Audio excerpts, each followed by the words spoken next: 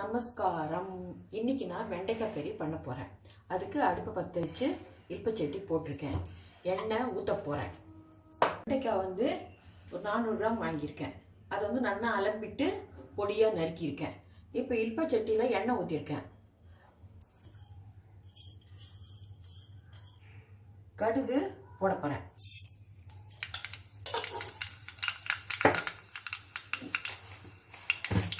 கடுகு வெடிச்சுட்டு இருக்கு.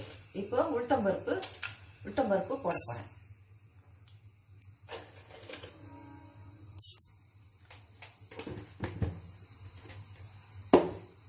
கடுகு வெடிச்சுட்டு உளுத்தம்பருப்பு செவந்தோன்னா இந்த நறுக்கின வெண்டைக்காய் எடுத்து இதில் போட்டு கலர போறேன்.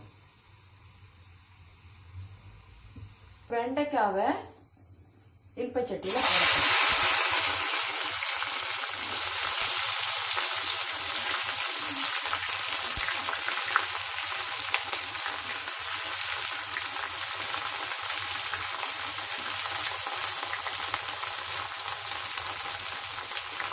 அடுப்பை கொஞ்சம் மீடியமாக வச்சு நல்லா கலரி விடணும்.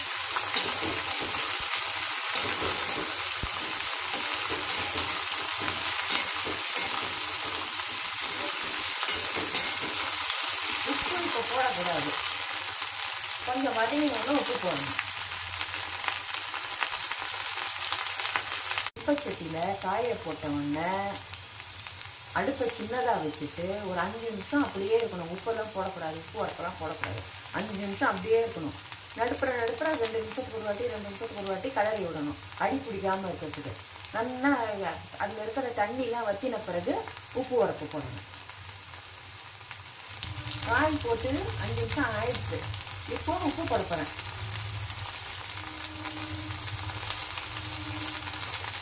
இதை கலரி விட்டுட்டு அப்புறம் தான் வந்து உரப்பு போடணும். மிளகாப்பொடி போடணும்.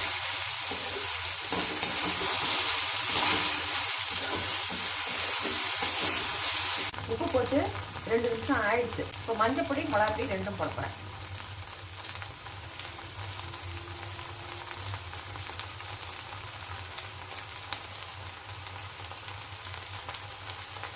இதை கலரி விட போகிறேன்.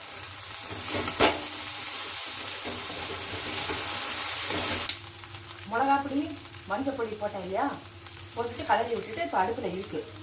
அது உப்பு வரப்பெல்லாம் அந்த உரம் சேர்ற வரைக்கும் வெயிட் பண்ணிவிட்டு ரெடியானோடனே காமிட்டேன்.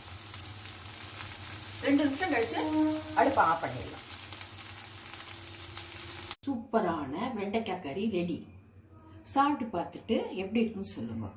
மறக்காமல் சப்ஸ்கிரைப் பண்ணுங்க. தேங்க்யூ.